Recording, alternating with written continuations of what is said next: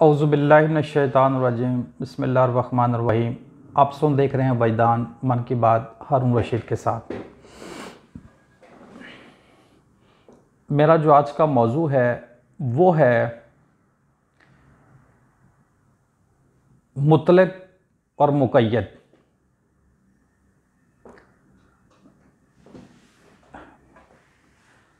इल्म तसव्वुफ़ में सूफ़ी हज़रात ये लफ्ज़ दो इस्तेमाल करते हैं, मुतलक और मुक़य्यद। तो इसका मानी क्या है, इसका मतलब क्या है, इससे वो क्या मुराद लेते हैं, मतलब उनके दिलो दिमाग में क्या बात होती है जब वो ये लफ्ज़ इस्तेमाल करते हैं मुतलक और मुक़य्यद।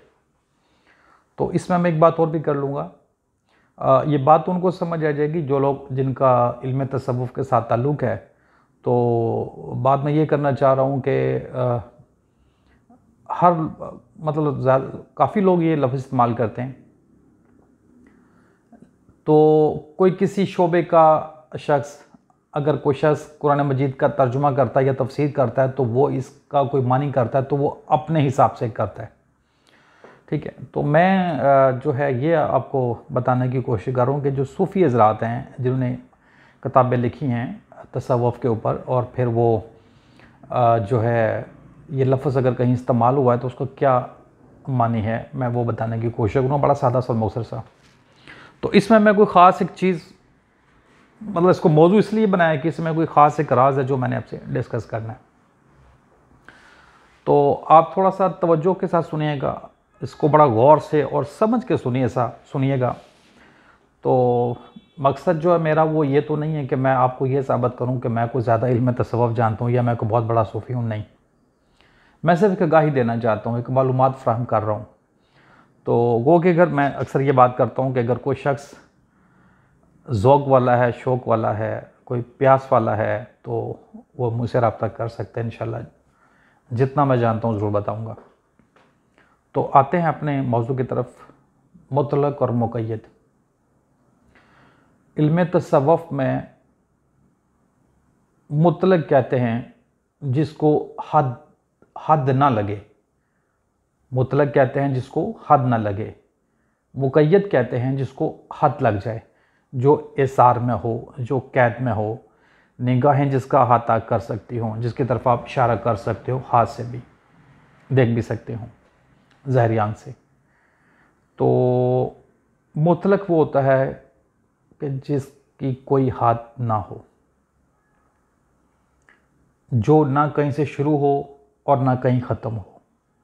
मुक़य्यद शुरू भी होता है और ख़त्म भी हो जाता है, उसको आप इदराक कर लेते। ये था इसका मतलब।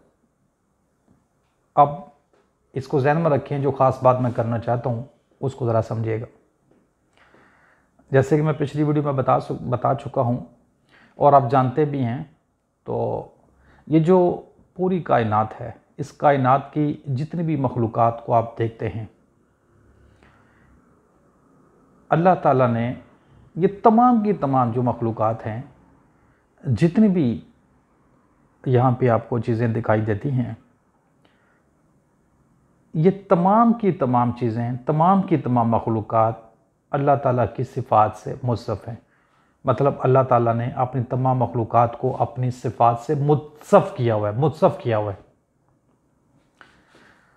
तो कोई भी ऐसी चीज़ नहीं है जो अल्लाह ताला की सिफ़त से मुत्सफ़ ना हो। मतलब कोई भी चीज़, कोई भी मखलूक अल्लाह ताला के नूर से खाली नहीं है।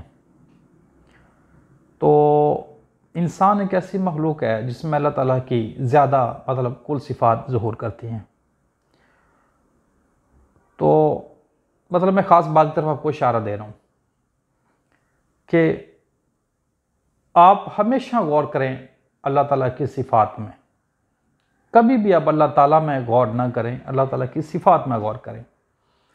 तो आप देखें, किसी भी एक सिफ़त को आप पकड़ लें, ठीक है, अल्लाह ताला की, जैसे कि अल्लाह ताला है अल कलीम, मतलब कलाम करने वाला। तो जैसे कि मैं बोल रहा हूँ, सारी मखलूक़ात बोलती है, तो अल्लाह ताला ने अपनी इस सिफ़त से मखलूक को भी मुत्सफ़ किया हुआ है। यानी कि फैज़ जारी हुआ है मखलूक के अंदर भी, यानी कि कनेक्शन है। इसी तरह अलसमियों, अल्लाह ताला देखने वाला है।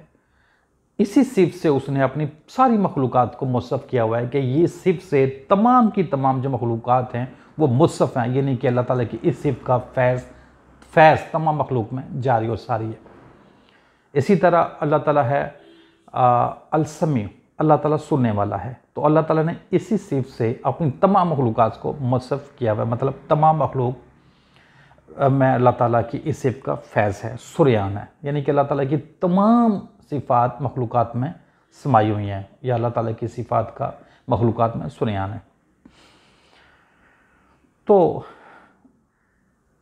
मैं अल्लाह ताला की ज़ात और अल्लाह ताला की सिफ़ात ये मुतलक हैं, ठीक है। मैं आपकी ख़ास पहलू की तरफ तवज्जो दिलाना चाह रहा हूँ। अब देख लें, जब आप अल्लाह ताला की सिफ़त में गौर करते हैं तो आपको इस पूरी कायनात में वो आपको उनका मुशाहिदा हो जाता है। तो अल्लाह ताला की ज़ात और अल्लाह ताला की सिफ़ात ये मुतलक हैं, वो ना कहीं से शुरू होती हैं ना उनको कहीं हद लगती है। बरक्स मखलूक की ज़ात और सिफ़ात में हद लगती हैं, ठीक है। मतलब आप उनको देख सकते हैं, वो कहीं से शुरू होती हैं और कहीं ख़त्म होती हैं। जैसे मैंने आपको अल्लाह ताला की पहली सिफ़ात की मिसाल दी कि वो देखने वाला है।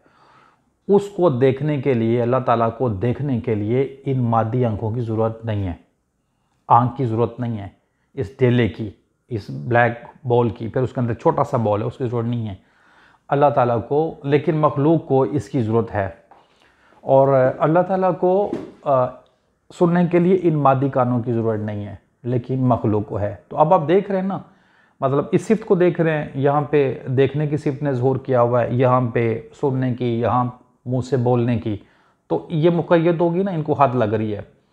आप इन सिफ़ात को देख रहे हैं, चूँकि ये मेरी ज़ात है, ये मखलूक की ये सिफ़ात हैं, मखलूक की ज़ात में ये सिफ़ात जो अल्लाह ताला की जारी और सारी हैं, मखलूक में हद लगती है, ठीक है, ये मुक़य्यद कहलाती हैं। लेकिन अल्लाह ताला मुतलक है, अल्लाह ताला की ज़ात और सिफ़ात मुतलक है, उनको हद नहीं लगती। अब चूँकि मैं आपको ये बताने की कोशिश कर रहा हूँ कि अल्लाह ताला ने अपनी तमाम की तमाम सिफ़ात से मखलूक़ात को मुत्सफ़ किया हुआ है, तो अब रह गया कि वो मुतलक है, ये भी तो उसकी सिफ़त है ना। तो उसने इससे भी तो अपनी मखलूक को मुत्सफ़ किया होगा ना, किया हुआ है। अब गौर तो करें, अब ज़रा गौर करें कि इस कायनात के अंदर जितनी भी मखलूक़ात हैं उनको इस हवाले से तो वो मुक़य्यद हैं कि आप उनको देख लेते हैं, वो कहीं से शुरू होती हैं, कहीं ख़त्म होती हैं। लेकिन आप किसी एक मखलूक को देख लें, उस जैसी आपको दूसरी नहीं मिलेगी, इस लिहाज से वो मुतलक हो जाती है।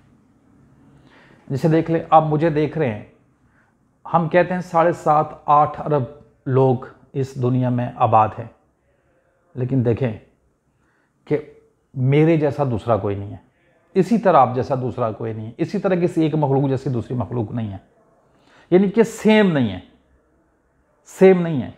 मुझे आप मुक़य्यद भी देख रहे हैं कि मैं, आपकी निगाहों ने मेरा हाथा कर लिया, मेरी एक ही चीज़ का हाथा कर लिया, मैं कहीं से शुरू होता हूँ, पाँव से शुरू हुआ, सर पे ख़त्म हो गया। लेकिन इस पूरी कायनात में आपको मेरे जैसा कोई और नज़र नहीं आएगा, इस लिहाज से मैं मुतलक भी हूँ। ख़ास बात, जहाँ मुक़य्यद होगा वही मुतलक होगा, जहाँ मुतलक होगा वही मुक़य्यद होगा। ये ख़ास पहलू की तरफ मैंने आपकी तवज्जो दिलाने की कोशिश की है। तो मुझे उम्मीद है आपको मेरी ये बातें पसंद आएंगी। अगर आपको मेरी ये बातें पसंद आएँ तो मैं मतलब दावत देता हूँ गौर व फ़िक्र करने के लिए। मतलब मकसद जो मेरा है ये इल्म तसव्वुफ़ की तालीमात का प्रचार करने का, एक रूहानी लेवल को बढ़ाने का है। एक मतलब हम इस लेवल पे चले जाएं कि हम फितने फसाद से, लड़ाई झगड़ों से आज़ाद हो जाएंगे, मसलकों से, मज़हबों से, फ़िरक़ों से आज़ाद हो जाएं, हम हकीकी अल्लाह ताला के कुर्ब के मुतलाशी बने और हमें वो हासिल हो। मकसद से मेरा ये है। और ये जो बीच में मैं आपको छोटी छोटी बातें बताने की कोशिश कर रहा हूँ, इससे मकसद सिर्फ ये है कि जैसे जैसे आप इन बातों को समझेंगे, इनको अंडरस्टैंड करेंगे, तो आप हकीकत के करीब होना शुरू हो जाएंगे इंशाअल्लाह।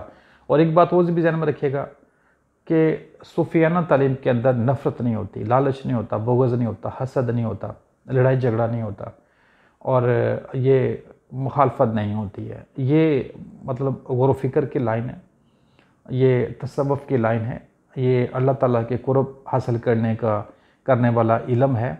तो इसमें तो ये चीज़ें एग्जिस्ट ही नहीं करती ना। तो फिर मैं आपको हमेशा पैगाम देता हूँ कि कभी भी किसी के साथ फजूल बहस नहीं करें, कभी भी किसी के ऊपर अपनी इल्मी बर्तरी साबित करने की कोशिश ना करें। आप सिर्फ गौर व फ़िक्र किया करें। अगर आप मोमिन बनना चाहते हैं तो आप अपने कानों को खोल के रखें। जहाँ से भी आपको कोई अच्छी बात मिलती है ज़रूर सुनें, गौर व फ़िक्र करें, आपकी रहनुमाई होती रहेगी। अगर कोई बात, आप किसी की बात सुनते हैं, आपको अच्छी नहीं लगती, आप गौर व फ़िक्र करते हैं तो उसमें से कुछ भी नहीं निकलता तो कोई बात नहीं। अगर आप उसमें गौर व फ़िक्र करते हैं तो हो सकता है उसमें से आपकी कोई रहनुमाई हो जाए, हो सकता है आज ना हो, फिर कभी हो जाए। तो गौर व फ़िक्र हमें करता रहना चाहिए। मुझे उम्मीद है आपको मेरी ये वीडियो अच्छी लगी होगी। अगर आपको अच्छी लगे तो आप इस चैनल को सब्सक्राइब कर लें, इस वीडियो को लाइक और शेयर करें। मकसद मेरे से वही है, एक रूहानी और दीनी आगाही। अस्सलाम वालेकुम रहमतुल्लाहि व बरकातुहू।